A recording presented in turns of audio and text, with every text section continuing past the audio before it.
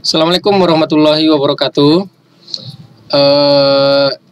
Masuk kita pertemuan ke-10 ya. Kita membahas sifat senyawa ya. Oke, untuk anak-anak kami, kita masih tetap pembelajaran daring. Jadi, untuk anak kami terus tonton video pembelajaran kita ya, walaupun kita pada masa Covid ya. Semoga kita sama-sama berdoa agar masa pandemi ini cepat berlalu ya, agar kita bisa bertatap muka seperti biasanya ya. Oke, pada pembahasan sifat senyawa di sini yang pertama kita membahas sifat fisika ya dan sifat kimia ya. Oke, untuk anak-anak kami, perhatikan. Yang pertama, pengertian dari sifat fisika. Sifat fisika adalah sifat yang dapat diamati secara langsung tanpa mengubah susunan zatnya.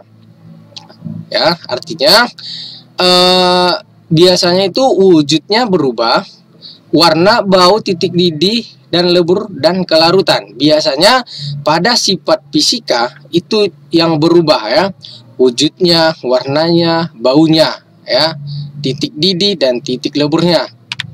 Oke, sifat kimia.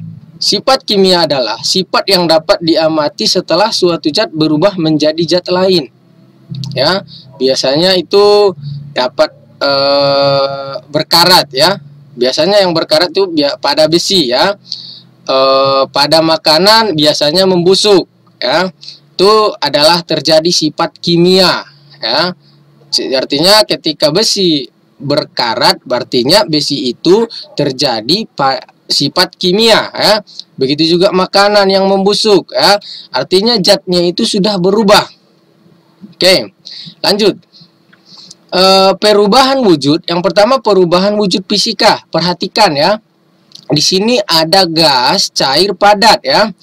Gas ini perhatikan tanda panahnya ya. Perhatikan tanda panahnya ini. Gas di sini mengembun menjadi cair ya.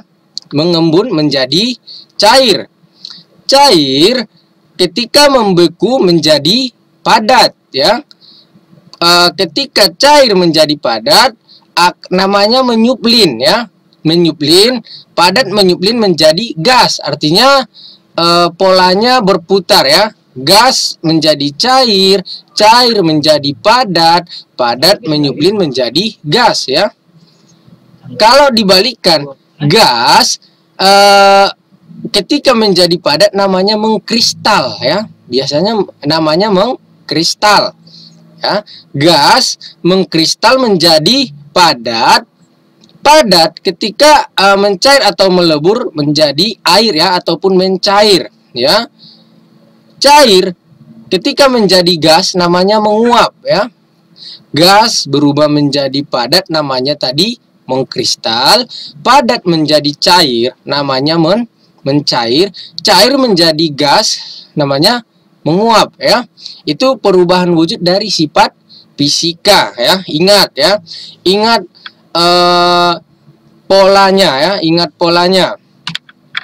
Larutan yang kedua, larutan dan kelarutan. Larutan merupakan campuran homogen, terdiri dari zat terlarut dan zat pelarut. Zat terlarut dan zat pelarut ini gula pasir, teh, kita padukan menjadi teh manis ya. Ini terjadi antara zat terlarut dan pelarut. Zat terlarut di sini, perhatikan ya, gambarnya ini ada gula pasir dan air teh ya, air teh. Zat terlarutnya di sini adalah gula. Pelarutnya di sini adalah air teh. Ketika kita campurkan menjadi air biasa yang kita temukan dalam kehidupan sehari-hari adalah teh manis ya. Artinya secara tidak sadar kita membuat teh manis, di situ sudah terjadi larutan ya, zat terlarut dan zat pelarut ya. Jadi untuk masih banyak lagi contoh-contoh yang kita temukan dalam kehidupan sehari-hari ya. Oke, kelarutan adalah kemampuan zat untuk melarutkan faktor yang mempengaruhi kelarutan. Biasanya ini suhu ya. Biasanya makin tinggi suhunya, makin besar juga larutannya. Contohnya tadi, gulanya. Ketika suhu airnya makin tinggi, gulanya akan cepat terlarut daripada suhu yang rendah ya, ataupun menengah. Ya, biasanya juga volume pelarutnya. Makin banyak zat pelarutnya, makin banyak zat terlarut yang larut ya. Selanjutnya ukuran zatnya ya, ukuran zatnya. Oke. Selanjutnya pemisahan campuran ya. Oke, untuk pemisahan campuran berdasarkan sifat fisika ada namanya di dalam pemisahan ada namanya pengayaan, penyaringan, sentrifugasi, kristalisasi, destilasi, kromatografi, ekstraksi ya. Itu semua berdasarkan sifat fisika pada pemisahan campuran. Kalau pada berdasarkan sifat kimia, itu adalah penjernihan air ya, ataupun penyublinan air ya. Oke, pemisahan campuran berdasarkan sifat fisika yang pertama tadi pengayaan. Ya, arti ataupun maksud dari pengayaan di sini adalah pemisahan campuran berdasarkan perbedaan ukuran partikelnya. Oke, ini gambarnya perhatikan ya. Tukang bangunan menyaring pasirnya. Tukang bangunan di sini menyaring pasirnya artinya terjadi pengayaan agar menghasilkan pasir yang lebih halus. Artinya partikel yang lebih besar itu tersaring dari partikel yang lebih kecil ya. Karena yang diharapkan adalah partikel yang kecil. Jadi ketika terjadi seperti itu, itulah namanya pengayaan ya. Oke, selanjutnya penyaringan. Ya. Ini juga termasuk pemisahan campuran berdasarkan sifat fisika ya, berdasarkan sifat fisika. Oke, penyaringan digunakan untuk memisahkan padatan dengan cairan atau untuk menjernihkan air secara sederhana ya. Oke, ini sering kita temukan pada kehidupan sehari-hari juga ya, penyaringan. Contoh pada penyaringan adalah penyaringan santan. Penyaringan santan itu termasuk juga penyaringan pada sifat fisika. Pemisahan air dari teh, penyaringan jus jambu, ya. Artinya kita menyaringnya. Perhatikan gambarnya. Mungkin masih banyak lagi yang bisa kita temukan dalam kehidupan sehari-hari. Penyaringan air sederhana ya, ini sering kita buat. Biasanya kita menemukan air yang tidak jernih ya. Kita buat yang paling di atas pasir, di tengah arang, batu kecil, batu besar ya. Kemudian tempat pengeluaran airnya itu juga penyaringan ya. Itu artinya penyaringan airnya. Ya, itu juga termasuk pemisahan pada sifat fisika ya. Oke. Penyulingan juga ya sering kita temukan adalah penyulingan juga disebut dengan destilasi ya. Pemisahan campuran berdasarkan perbedaan titik didih ya. Oke, ini nanti kita buktikan di laboratorium ya. Oke, mungkin ataupun nanti Bapak akan buat video praktikum di laboratorium ya untuk penyulingan ataupun destilasi. Pemisahan campurkan berdasarkan titik didih ya. Oke, lanjut. Oke, pada destilasi dapat digunakan dalam pengolahan minyak mentah disebut destilasi juga ya. Oke, pemisahan air garam pada air laut menjadi air murni ya. Lanjut. Sublimasi ya, pemisahan campuran antara zat yang mudah menyuplin dengan zat yang tidak dapat menyuplin ya. Oke, lanjut. Oke, selanjutnya pemisahan campuran berdasarkan sifat kimia. Contohnya membersihkan air dari garam, kalsium, magnesium. Penambahan tawas pada penjernihan air.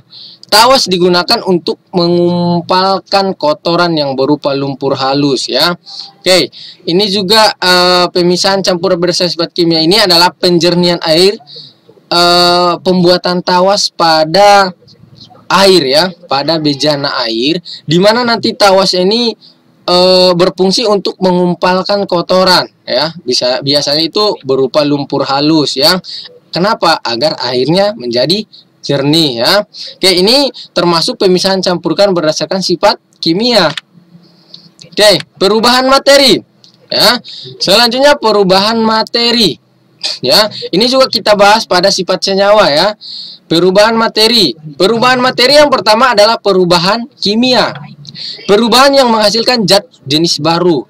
Ya, perubahan yang menghasilkan zat jenis baru.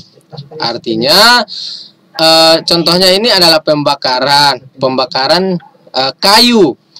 Kayu ketika dibakar berubah menjadi arang ya. Seperti pada gambar, perhatikan ini adalah zat perubahan kimia. Oke, ini ada juga peragian. Peragian berubah menjadi tempe ya. Ini kacang kedelai. Kacang kedelai berubah menjadi tempe. Ini juga ataupun biasa disebut dengan fermentasi. Ini juga sifat kimia ya. Menghasilkan zat baru ya. Ingat, perubahan materi itu tadi yang pertama adalah perubahan kimia.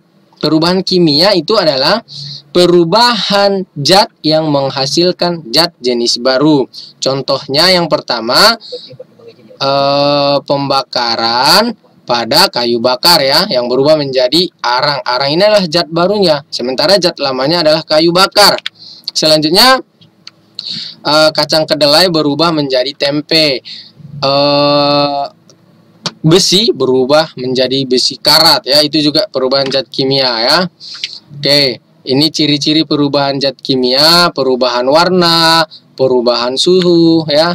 Oke, selanjutnya perubahan fisika. Perubahan fisika adalah perubahan yang tidak menghasilkan jenis zat baru ya.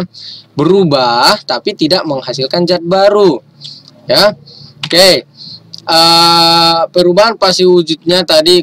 Oke, yang pertama perubahan wujud pada zat mencair ya. Es berubah menjadi air ya. Artinya es berubah menjadi air itu perubahan zat tapi tidak menghasilkan zat baru. Kenapa es berubah menjadi cair tidak dikatakan menghasilkan zat baru? Es adalah air dalam keadaan bentuk padat. Artinya es itu tetap air tapi dalam keadaan padat. Artinya es itu berubah menjadi air itu berubah menjadi es, tidak menghasilkan zat baru ya. Oke. Perubahan wujud perubahan wujud cair menjadi gas ya. Oke, menyuplin juga, mengkristal. Oke, mungkin cukup sekian pertemuan kita untuk sifat senyawa ya. Sifat senyawa, kalau ada penjelasan Bapak yang kurang paham silahkan tulis di kolom komentar ya. Oke, mungkin kalau ada yang salah Bapak minta maaf. Terus tonton video kita, ulang-ulangi agar anak-anak kami lebih paham ya. Oke, mungkin cukup sekian bisa Bapak sampaikan. Bapak akhiri dengan salam. Assalamualaikum warahmatullahi wabarakatuh.